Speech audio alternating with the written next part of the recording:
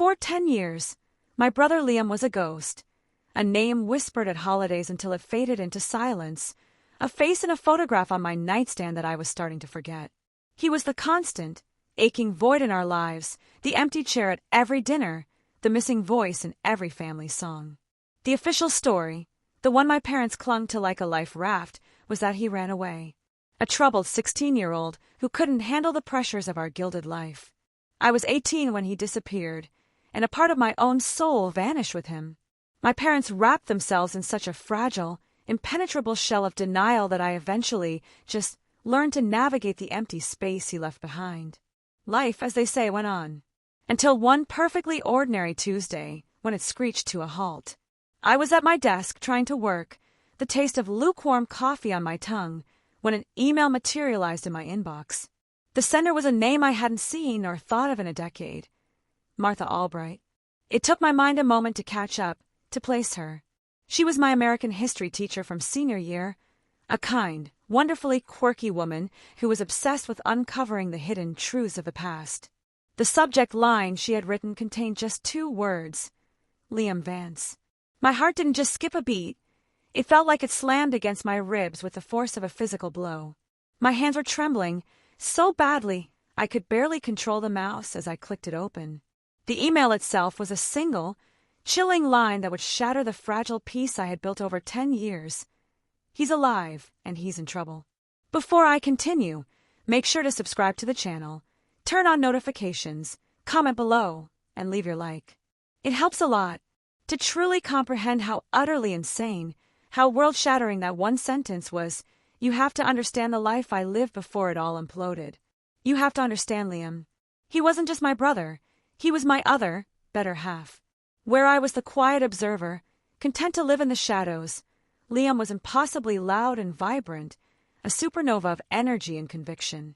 He was the only thing that made our enormous, silent house feel alive. He possessed this extraordinary way of seeing the world, not for the cold, hard place it was, but for what it could be, a world that was fairer, more honest, more just. Our parents, however, saw the world as a thing to be conquered and controlled. They were consumed with maintaining a flawless public image, a dynasty built upon my father's vast corporate success and my mother's meticulously curated social status. Everything, for them, was about appearances, about the perfect family portrait. Liam and I were meant to be their 2 prized trophies, but Liam refused to simply sit on a shelf and look pretty. He questioned everything. He would openly challenge our father at the dinner table about the questionable ethics of his business dealings, or debate our mother on the profound shallowness of her performative charity events. They dismissed it all as a predictable, tiresome rebellious phase. I, on the other hand, saw it as breathtaking courage. He was saying all the things I was far too afraid to even think. Our bond wasn't forged in grand gestures, but in the quiet, stolen moments of that oppressive house, in whispered conversations long after our parents were asleep, and in shared, desperate eye rolls across the polished mahogany of the dinner table. He was my anchor in a churning sea of polite, suffocating lies. The night he vanished was unervingly normal. We had dinner. My father droned on about some new company he was acquiring, and my mother meticulously planned a fundraiser. Liam was unusually quiet, a storm brewing behind his eyes. He had been moody for weeks, but my parents just wrote it off as standard teenage angst. I sensed something else, a tension in him that was like a wire pulled far too tight, ready to snap. He had tried to talk to me earlier that day, his voice urgent, saying he'd found something in our father's private study, something really, really bad. He had said it could ruin everything. But I was cramming for a final exam, my own future myopically in focus, and I just brushed him off. Later, Liam, I had said, not even looking up. Tell me later. But later never came. I went to bed, and in the morning, his room was empty. His bed was made, almost too perfectly, as if by a stranger. On the pillow lay a note. The police showed it to us later. It was a single-typed sentence. I can't live like this anymore. I'm leaving. It wasn't him. It wasn't his voice. Liam was dramatic and passionate. He would have left a 3-page, soul-bearing manifesto, not some cold, sterile, corporate-sounding goodbye note. The subsequent investigation was a complete and utter joke. My parents hired a private detective who, with suspicious convenience, came to the exact same conclusion as the police. Liam was a runaway who had likely fallen in with a bad crowd. Case closed. The speed with which my parents accepted this narrative felt fundamentally wrong. They weren't mourning the loss of their son, they were performing damage control for a potential scandal. Within a few months, his name became a forbidden word in our home. It was as if they had surgically, cleanly removed him from our family history. But I couldn't forget. I couldn't shake the memory of his last words to me, the raw urgency in his voice. It could ruin everything. For 10 long years, that phrase echoed in the silent chambers of my mind. I eventually built a quiet, detached life for myself in a different city, speaking to my parents only on holidays. It was a fragile, brittle kind of peace. And then, that single email from Mrs. Albright arrived and set a match to the whole damn thing. My immediate thought was that it had to be a scam. Some terribly cruel, twisted prank. My finger hovered over the delete button. But the name, Martha Albright. I remembered how she had sponsored the History Club, the one place where Liam and I felt we could actually breathe, where we could be ourselves. She had encouraged his endless questions. She saw the brilliant fire in him when our own parents saw only a problem to be managed. If anyone from our past would reach out, it would be her. With a shaky hand, my breath held tight in my chest, I typed a reply. Mrs. Albright, this is Alara Vance. I don't understand. My brother passed away 10 years ago. I lied. It was the official family story, the shield we used to shut down uncomfortable questions. The words tasted like ash in my mouth. Please explain. I hit send, my heart pounding a frantic rhythm against my ribs. Her reply came in less than an hour. Dear Alara, it began, I am so deeply sorry to cause you this pain, but I couldn't live with myself if I stayed silent any longer. I never for a moment believed Liam ran away. It simply wasn't the boy I knew. I retired a few years ago, and now I volunteer my time with a network that helps locate missing persons. We cross-reference names from various databases, shelters, hospitals, public records. A few days ago, I was reviewing lists from a number of facilities, and I saw his name, Liam Vance. My breath caught in my throat, a knot of ice forming in my stomach. What kind of facility? I typed, my fingers flying across the keyboard, clumsy and desperate. It's a place in a very rural part of Oregon, she wrote back. It calls itself the Sanctuary of the Pines.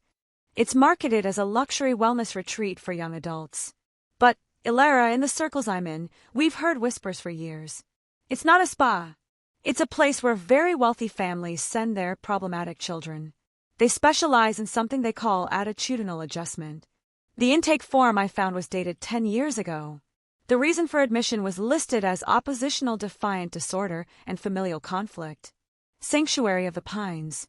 The name sounded so deceptively peaceful, so serene. But attitudinal adjustment, that phrase sent a profound chill down my spine. It was their language. My parents' language. Polished, clinical, and utterly, terrifyingly heartless. Mrs. Albright sent me a link. The website was glossy, flawless. It was filled with pictures of beautiful young people doing yoga in sun-drenched fields and glowing testimonials from grateful parents talking about how the sanctuary had given them their child back. It looked perfect. Too perfect. Just like my family. For the next 48 hours, I didn't sleep. I fell into a digital rabbit hole, my world shrinking to the blue light of my screen. At first, all I could find were the same glowing reviews from the website. But I dug deeper, searching for more desperate terms, things like Sanctuary of the Pines controversy and Sanctuary of the Pines abuse. And then I found them. Old, buried forum posts, an archived Reddit thread, hidden from search engines. They were written by people claiming to be ex-guests. The stories they told were the stuff of nightmares. They described total and complete isolation from the outside world. No phones, no internet, heavily censored mail. They talked about intense, daily therapy sessions that sounded far more like brutal psychological interrogations, reprogramming techniques designed to methodically break down your sense of self so they could rebuild you into the person your parents wanted you to be. It was a high-tech prison artfully disguised as a paradise. And the most chilling part, one user explained how the place was legally airtight. The guests, were all there, voluntarily, having been signed over by their parents when they were minors. By the time they reached legal adulthood, they were so psychologically broken and dependent that they would agree to stay. You could check in, but you could never leave. My blood ran cold. Was this where Liam had been for a decade? Just a few states away, trapped in a gilded cage, while I believed he was dead. The quiet, intense boy from dinner who had tried to warn me about something terrible. He wasn't a runaway. He was a prisoner. And our parents were the ones who had turned the key. If you're still here with me, don't forget to subscribe, activate notifications, leave your like, and share this video with someone. I knew I had to confront them. I booked the next flight, my mind a raging storm of grief, fury, and 1,000 unanswered questions. Walking back into my childhood home felt like stepping into a museum exhibit of my own life. Everything was exactly the same. The sterile white furniture, the soulless abstract art on the walls, my mother arranging flowers with a detached smile, my father reading the Wall Street Journal as if the world outside didn't exist. They greeted me with that practiced, superficial warmth they had perfected over the years. "Ilara, darling." "What a wonderful surprise," my mother cooed, kissing the air beside my cheek. I didn't waste a second on pleasantries. I stood in the middle of their pristine living room and held up my phone, the sanctuary's glossy website glowing on the screen. "Sanctuary of the Pines," I said, my voice shaking but dangerously clear. "Does that name mean anything to you?" The change was instantaneous and terrifying. My father's face, usually so composed and unreadable, hardened into a mask of pure, cold fury that I had never seen before. My mother's smile didn't just fade, it curdled. She physically recoiled, taking a small step back. "Where did you hear that name?" my father demanded, his voice low and threatening. "Does it matter?" "I know what it is. It's a place for fixing inconvenient kids. Kids like Liam." I pushed back, my own voice rising. His old history teacher, Mrs. Albright, saw his name on an intake list. From 10 years ago. Martha Albright. My mother scoffed, her voice turning brittle and sharp. That woman was always a troublemaker, filling your brother's head with ridiculous, idealistic nonsense. "This is obviously some cruel prank, Ilara. You're being manipulated." "Am I?" I shot back, the dam of my composure finally breaking. "Because I found things online. Horrible things. About what they do there. Reprogramming. Isolation. Look me in the eye and tell me you didn't send your own son to a place like that." My father stood up, and his presence seemed to suck all the air out of the room. "We did what we had to do," he said, and the calm, simple admission was more shocking than any lie or denial could have been. "Your brother was out of control. He was making wild, baseless accusations against me, against this family. He was becoming a threat to himself and to our reputation. We found him the best help available. The best help." I screamed, the sound tearing out of my throat, raw with a decade of repressed grief and confusion. "You threw him away. You locked him up because he was an inconvenience. The note, the runaway note. We had to make it clean," my mother whispered, her eyes welling up with tears of pure self-pity, not sadness for her son. "For the family's sake. So the questions would stop. We were protecting him. We were protecting all of us." That was it. In that moment, I realized with horrifying clarity that I wasn't talking to parents. I was talking to monsters. The story Liam had tried to tell me. Wild, baseless accusations. It was never about a bad crowd or teenage rebellion. It was about my father. Liam had found something, and instead of listening to their son, they had silenced him in the most permanent way they could. They hadn't lost a son. They had disposed of a problem. "You are going to stay out of this, Ilara," my father said, his voice dropping the paternal act entirely. It was a cold, hard command. "This is a private family matter. You will not contact that teacher again. You will not look into this facility. You will drop it. Is that clear?" I looked at their faces, at these two people who were supposed to love us unconditionally, and I saw nothing but a chilling, ruthless determination to protect their perfect world at any cost. I knew then that arguing was useless. Fighting them head-on, with passion and truth, was what Liam had done, and it had cost him 10 years of his life. I couldn't make the same mistake. So I did the one thing they would never, ever see coming. I surrendered. You're right, I said, letting my shoulders slump in defeat. I let the tears fall, but they were tears of pure, unadulterated rage. I'm sorry. It's just a shock, hearing his name after all this time. You're right. It's in the past. The relief that washed over their faces was sickening to watch. They thought they'd won. They thought they had put their perfect daughter back in her box. As I walked out of that house for what I knew would be the last time, a cold, hard resolve settled deep in my bones. I wasn't just going to find Liam. I was going to burn their entire world to the ground. The very next day, I was on a flight to Oregon. I told my parents I was taking a last-minute solo vacation to decompress. They bought it completely, relieved to have their obedient, compliant daughter back. The town nearest the sanctuary was called Pine Haven, a postcard-perfect mountain community with a deeply unsettling undercurrent. The locals were friendly on the surface, but whenever I so much as mentioned the huge, gated compound on the edge of town, they would get cagey and evasive. The sanctuary was the town's largest employer, a silent, powerful benefactor that no one wanted to risk angering. I checked into a rundown motel and began my own quiet, desperate investigation. Getting anywhere near the place was impossible. It was surrounded by high fences topped with barbed wire, dotted with security patrols and cameras at every angle. It looked more like a maximum security prison than a wellness retreat. I quickly realized I couldn't do this alone. I needed someone who had been on the inside. Remembering the old forum posts, I started searching for the usernames. Most of the accounts had been deleted long ago, but one user, Phoenix_Rising, had mentioned being from Oregon.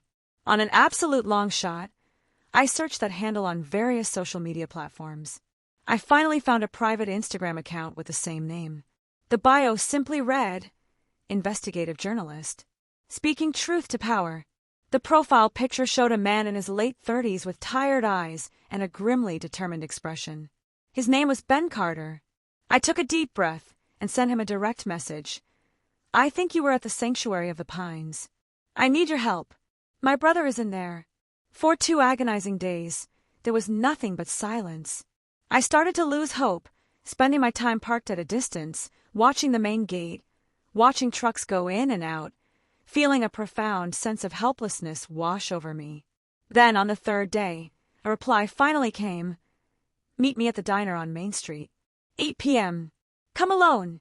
Ben looked older and more worn down than his picture. The fight had clearly taken a heavy toll on him.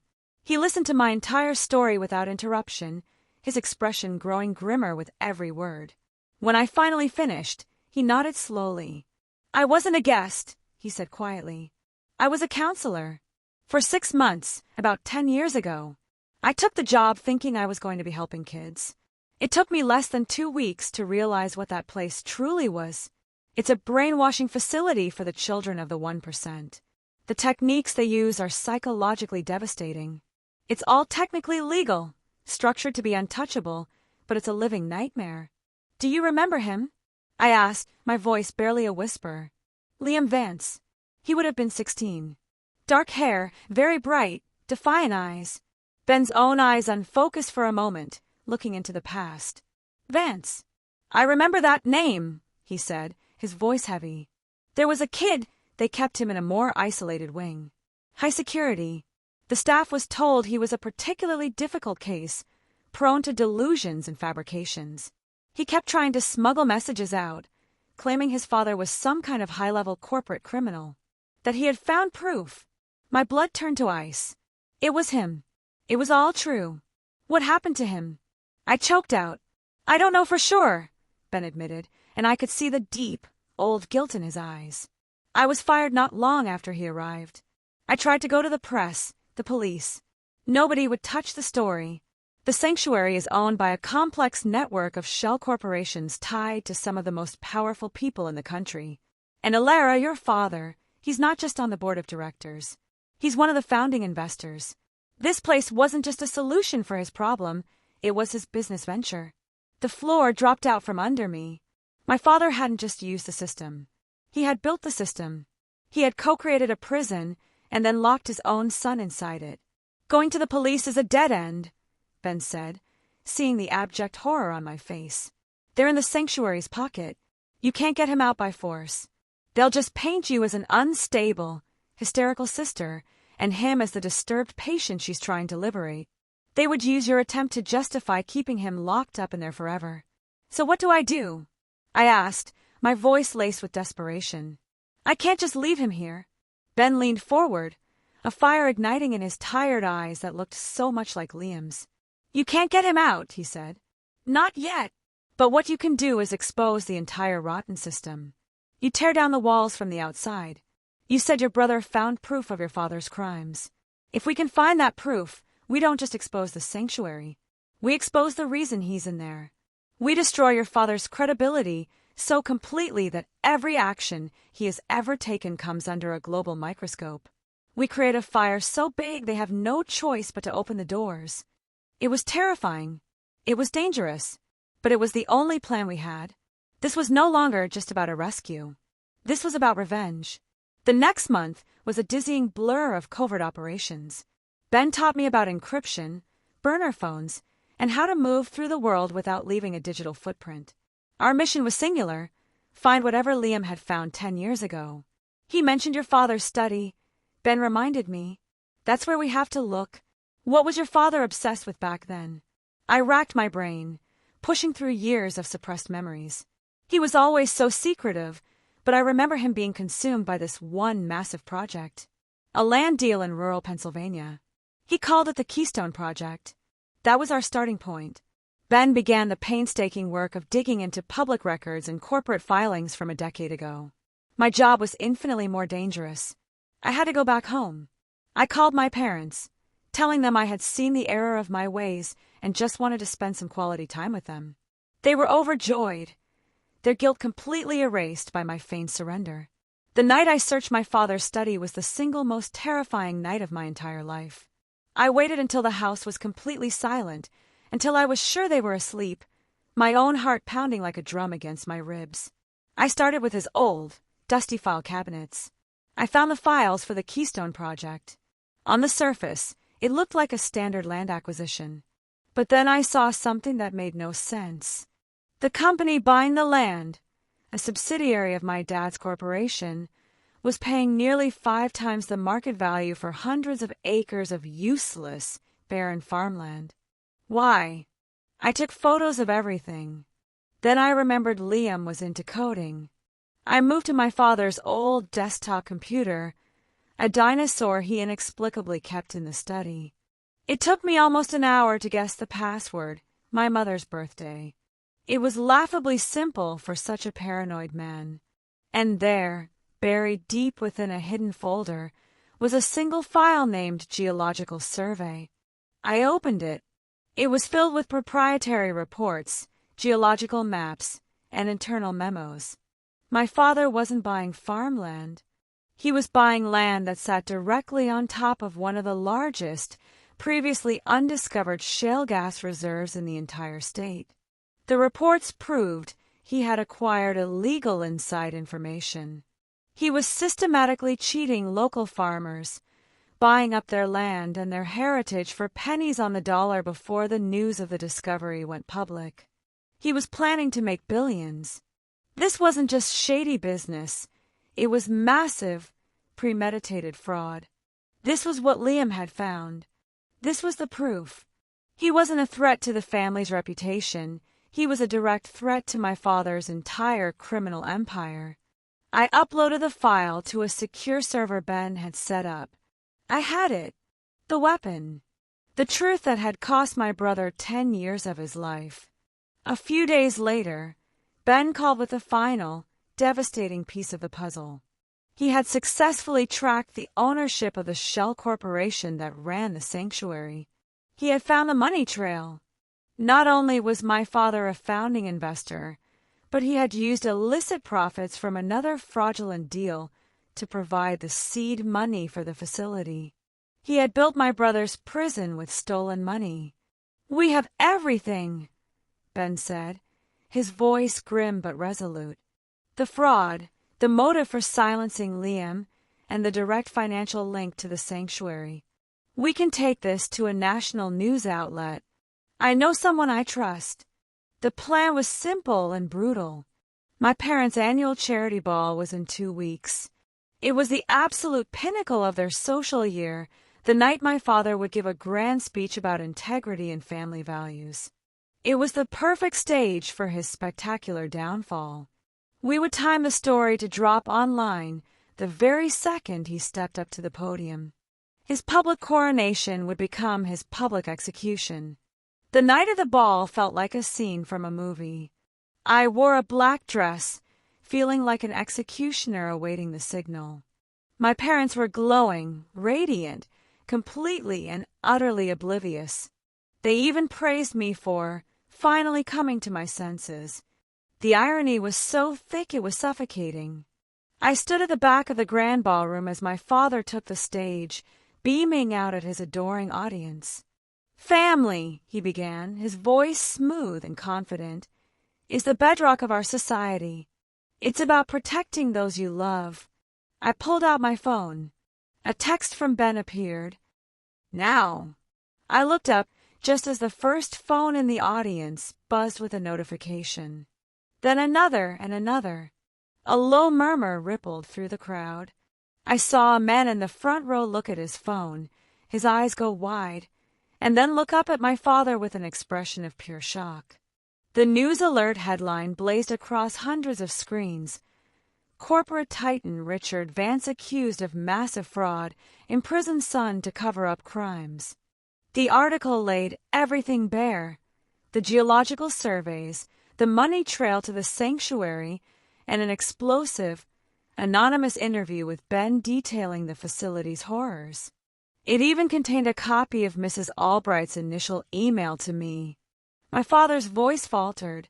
He saw the faces in the crowd, the sea of glowing screens all reflecting his ruin. His confident smile wavered, then completely collapsed. My mother, standing at the side of the stage, looked like a porcelain doll that was cracking apart in real time. Their perfect world was shattering before their very eyes. He stumbled off the stage into a storm of whispers and horrified stares. I didn't stay to watch the rest. I just turned and walked out of the ballroom and out of their lives forever. The aftermath was a tsunami. Federal investigators swarmed my father's company. The press was relentless. The families of the farmers he had cheated launched a massive class action lawsuit. And most importantly, with the eyes of the world watching, the Sanctuary of the Pines was forced to open its gates to state and federal investigators. It took another 3 agonizing months of legal battles, but we finally got him out. I saw Liam for the first time in 10 years through the sterile window of a hospital room. He was thin and pale, and the brilliant fire in his eyes was now just a faint, flickering ember. The vibrant boy I knew was gone, replaced by a quiet, haunted man who had survived a decade of unimaginable psychological torture. Our reunion wasn't a joyful, cinematic hug. It was quiet, fragile, and utterly heartbreaking. His road to recovery will be long, perhaps lifelong. He barely speaks, but sometimes I see him watching me from across a room, and in that gaze, I see a glimmer of that sacred bond they could never, ever break. My parents are ruined. My father is facing a mountain of federal charges that will likely keep him in prison for the rest of his life. My mother is a social pariah, living alone in the ruins of the life she valued more than her own son. This isn't a happy ending. There is no real victory here, only a devastating, necessary reckoning. I didn't get my brother back, not the one I lost 10 years ago, but I got him a chance to heal. My quiet, simple life is gone, replaced by something far more complicated, more painful, but infinitely more real. I freed my brother from his physical prison, but in doing so, I uncovered the chilling truth about the people who gave us life. And sometimes, the truth doesn't set you free. It just shows you the true size of your cage. I'm still haunted by one question that circles my mind in the dead of night. Did they ever really love us, or were we just pieces in their game? Thank you for listening to my story. Please subscribe to the channel, turn on notifications, comment below, leave your like, and share this video with others.